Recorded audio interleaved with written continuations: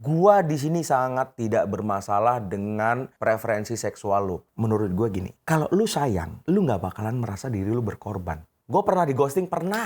Selanjutnya, jadi playboy itu enak nggak sih bang? Wey,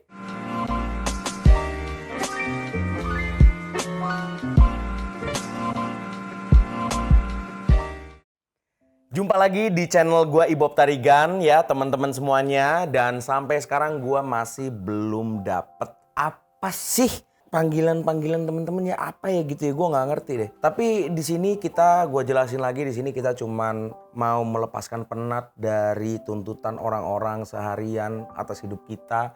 Baik itu lu bekerja, baik lu itu punya hubungan, baik lu itu berkehidupan dengan orang lain, di mana lu dituntut sesuatu dan lain hal, di mana lu harus tidak menjadi diri lu seharian karena lu harus mendapatkan uang dan lain-lain, atau lu harus menjilat bos lu gitu supaya kedudukan lu bisa naik.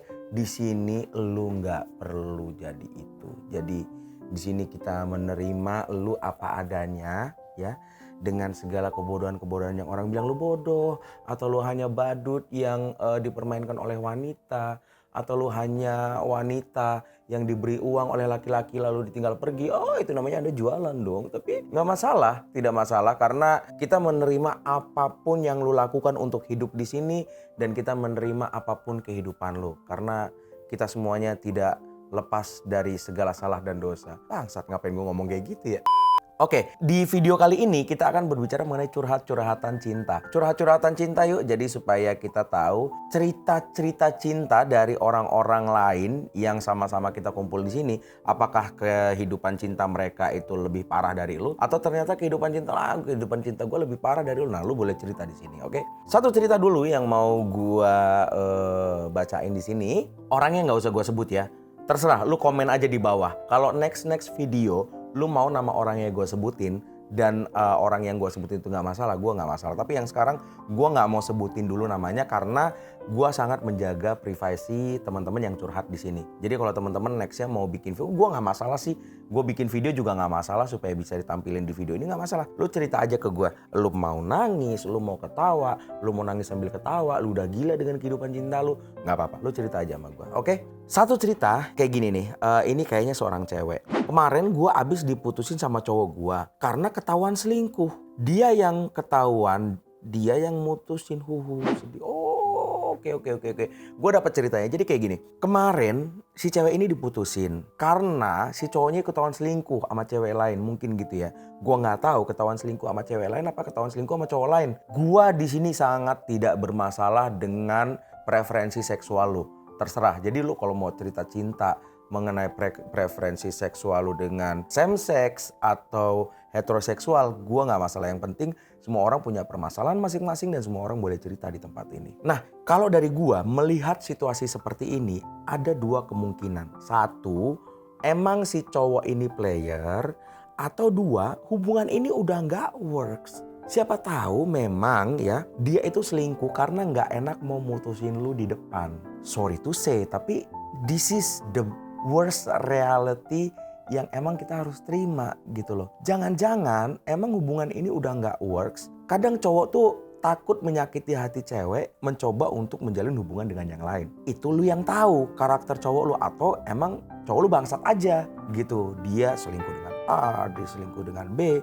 Dan ketika yang lain lebih baik dari elu, dia mutusin elu. Nah, masalahnya adalah apakah elu seburuk itu untuk dia putusin? Atau lu akan merasa diri lu menjadi lebih berharga dan lu akan berkata bahwa one day lu akan nyesel mutusin dia karena orang kayak gitu. Nah, ini bisa menjadi dia mutusin itu. Menurut gua nggak usah sedih lah. Ya, take your time kalau lu mau sedih, tapi gak usah sedih terlalu lama. Karena one day dia akan menyesal karena dia udah mutusin lu. Kalau diputusin sedih itu wajar, tapi momennya adalah ketika lu sedih, lu harus kasih diri lu waktu yang secepat-cepatnya untuk bisa pulih.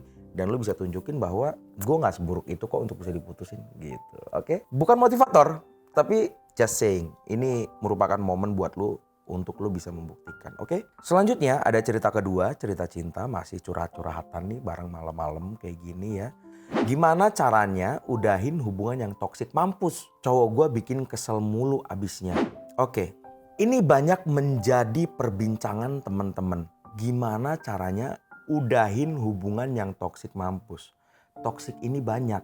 Misalkan ya, si cowok ini punya karakter yang membuat lu menjadi tidak lebih baik gitu loh. Misalkan di dalam pertemanannya dia nggak benar, akhirnya dia ngebawa lu ke pertemanannya, terus karena lu nggak enak sama teman-temannya, akhirnya lu melakukan hal-hal yang menurut lu gila toksik mampus nih, gue kayak nggak bisa banget. Nah itu kan yang menentukan toksik atau enggak itu elu gitu. Nah kalau lu merasa ini toksik, menurut gue yang bisa ngeluarin toksik ini dari lu bukan pasangan lu, bukan orang tua lu, tapi lu sendiri gitu. Karena ini berpengaruh dengan rasa, kayak misalkan ya dia toksik tapi gue sayang gimana dong gitu. Nah menurut gue gini, kalau lu sayang, lu gak bakalan merasa diri lu berkorban. Jadi kalau misalkan lu sayang sama dia nih gitu, lu melakukan segala sesuatu, gue gak peduli itu negatif atau positif ya. Ketika dia suruh lu melakukan sesuatu, meskipun itu menurut orang lain, gila lu kok mau sih berkorban kayak gitu buat dia. Tapi karena lu sayang, lu tidak merasa itu berkorban. Dan hal yang orang pikir negatif itu bukan toksik buat lu, tapi menurut orang lain itu toksik gitu. Nah, tapi kalau lu bilang cowok lu udah toksik, yang perlu ditanyakan apakah rasa sayang itu ada? Atau rasa cinta itu ada enggak? Nah, kalau enggak ada, lebih baik lu pikirin kesenangan lu sendiri. Karena masa pacaran ini belum tentu kawin. Gue kasih tahu aja, maksudnya get life, get real, jujur-jujur aja. Pacaran belum tentu kawin. Yang kawin aja bisa banyak yang pisah karena sesuatu dan lain hal. Jadi kalau dia benar-benar membuat masa depan lu hancur, atau lu nggak bisa lihat lagi yang baik di dalam diri lu, atau lu nggak bisa lagi melihat kekuatan yang ada di dalam diri lu, kayak gue punya sesuatu nih tapi semuanya gue kasih untuk cowok gue gitu loh. Masalahnya ketika nanti dia pergi meninggalkan lu, toksik itu memang sudah pergi. Oke, pergi, yes toksik itu pergi. Tapi masa depan lu udah keburu hancur. Karena toksik itu terlalu lama di dalam diri lu. Oke, jadi putuskan sekarang, either lu mau melepaskan itu atau lu mau melihat itu bukan sebagai toksik. Ada di dalam diri lu sekarang keputusannya ya. Terima kasih udah curhat di sini juga, udah mau percaya sama gue untuk bisa kasih bukan advice sih, tapi ya sekedar reaction atas cerita-cerita lu ya teman-teman ya. Next, ada cerita ya dari seorang cowok. Gue nggak pernah ngelarang cewek gue buat main sama teman-temannya, oke? Tapi yang jadi masalah temennya cowok semua. Solusinya gimana bang? Apa salahnya? Selagi lu masih pacaran, lu boleh berteman dengan siapa aja. Dan dia boleh berteman dengan siapa aja. Dasar dari sebuah hubungan adalah percaya kalau buat gua ya gitu. Kalau lu sayang, kalau lu mencintai seseorang, lu bakalan percaya sama yang dia lakukan. Kalau akhirnya dia menyukai cowok lain atau curhat sama cowok lain, akhirnya itu menjadi hubungan yang spesial untuk dia, iya berarti dia bukan orang yang layak untuk mendapatkan cinta lu yang tulus kalau menurut gua sih ya. Jadi ketika lu memberikan kepercayaan terhadap dia, bukan berarti itu bisa dia permainkan dengan seenak-enaknya gitu. Kalau dia mempermainkan kepercayaan lu dengan seenak-enaknya, pastikan itu bukan orang yang layak untuk hubungan lu. Karena kalau dia sayang sama lu, dia akan menjaga kepercayaan itu. Gini gua kasih tahu sama lu ya.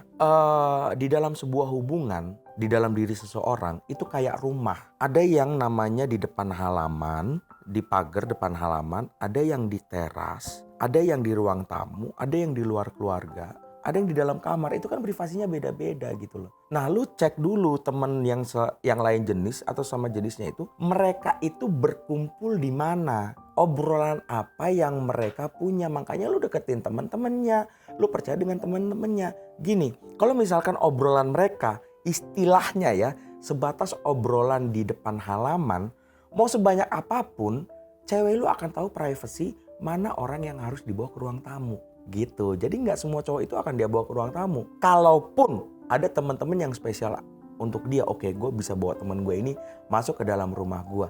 Belum tentu ada yang di luar keluarga. Nah, sespesial apa hubungan dia dengan lu? Siapa tahu lu adalah orang yang di dalam ruang keluarga dan mereka adalah kerumunan yang berada di halaman. Ya nggak masalah dong gitu loh. Nggak nemu karena point of view lo ada point of view yang jauh lebih dalam hubungannya dengan dia. Dan dia lebih percaya sama lu untuk masuk ke dalam ruang keluarga di rumah dia. Obrolan-obrolannya pun berbeda gitu ya. Jadi menurut gua nggak masalah kalau lu punya cewek yang temennya cowok semua. Asalkan tidak semuanya ada di dalam kamar bersama-sama. Waduh. itu perlu dipertanyakan.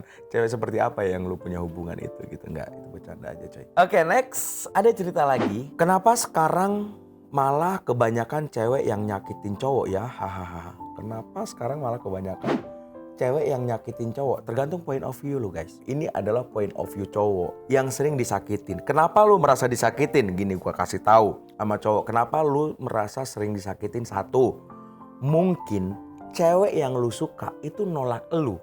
Dua, mungkin pacar lu ninggalin lu. Kan gitu ya. Atau tiga, semua cewek sama aja, sukanya sama cowok lain. Gak pernah ada yang suka sama gua gitu. Jadi lu merasa sakit. Nah di poin yang ketiga ini kan gak ada irisannya gitu loh. Lu ngeliat cewek cantik, hidup sama cowok ganteng, dan lu merasa sakit hati. Itu namanya rumput tetangga lebih hijau daripada rumput sendiri. Karena lu bahkan tidak punya rumput gitu. Apa yang lu punya? Muka gak punya. Mungkin ya, pas-pasan aja. Pas-pasan menurut siapa? Karena pasti ada yang melihat sesuatu yang spesial dari dalam diri lu. Tapi masalahnya adalah apakah lu benar-benar mengerti apa yang spesial di dalam diri lu. Gini, banyak orang merasa orang lain spesial, orang lain spesial, orang lain spesial. Nah kalau lu gak bisa melihat apa yang spesial di dalam diri lu, kalau lu gak bisa melihat kekuatan di dalam diri lu, apalagi orang lain, apalagi cewek yang lu suka. Nah gitu ya teman-teman, jadi pede aja dengan apa yang lu punya, gali aja dengan apa yang lu punya. Gue yakin sih cewek-cewek ya bakalan tahu.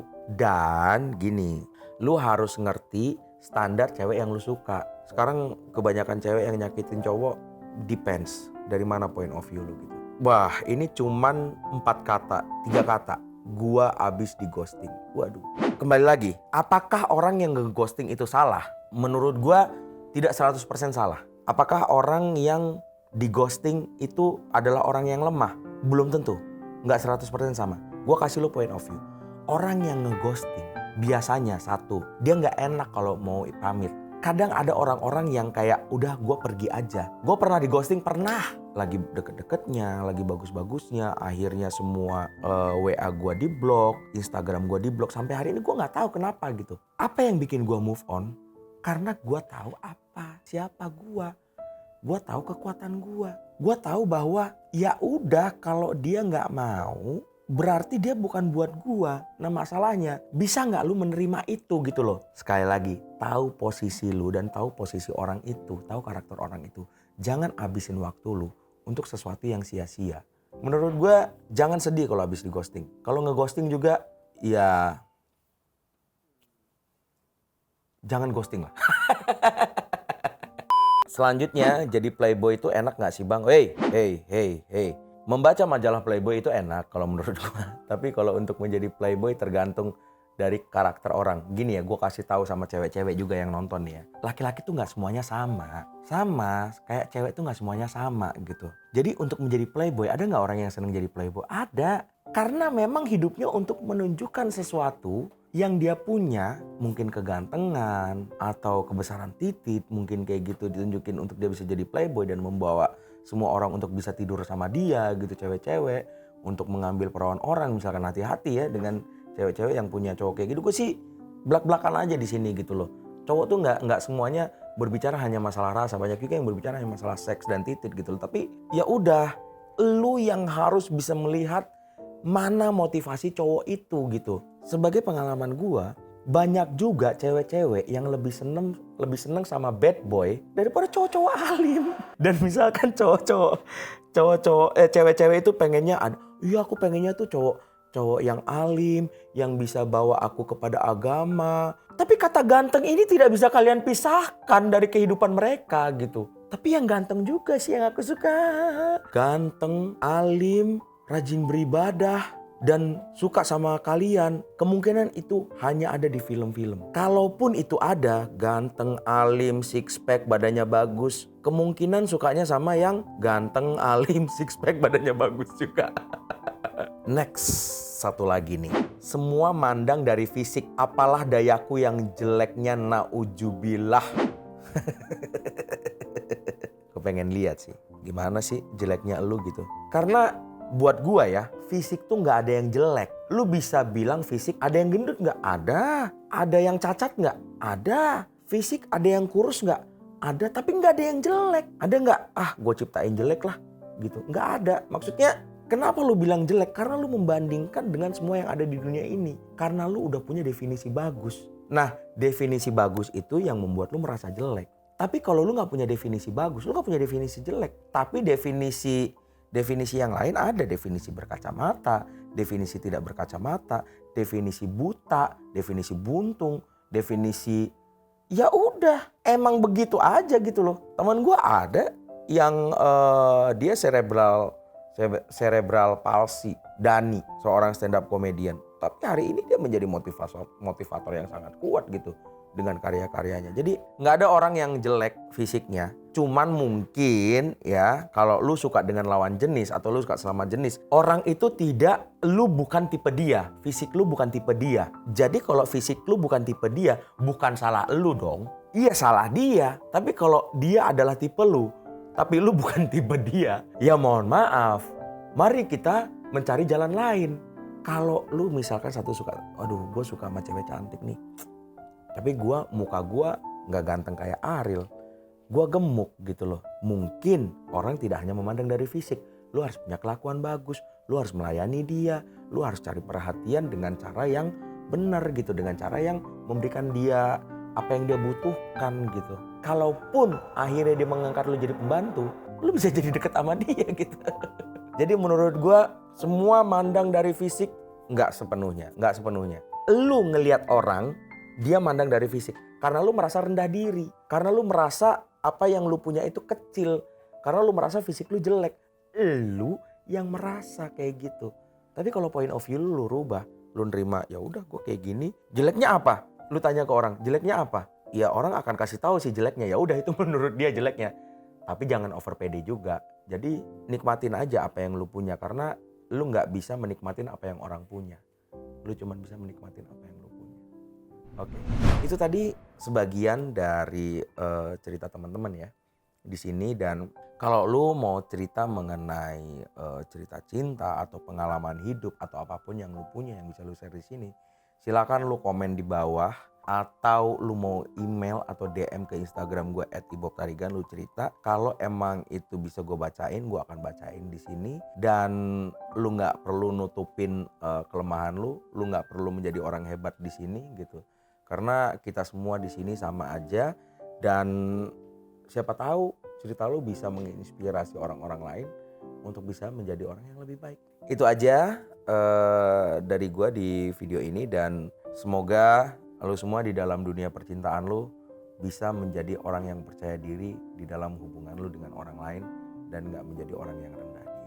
Sampai berjumpa di video berikutnya di curhatan lainnya. Dan lu bisa curhat melalui video, melalui komen, melalui apapun yang lu punya. Dan lu gak bakalan dijudge apapun di sini.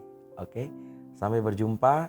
Dan kasih tau gue dong, gue harus manggil lu apa nih. Sampai berjumpa lagi. Dan sampai ketemu di video berikutnya. Oke, bye-bye.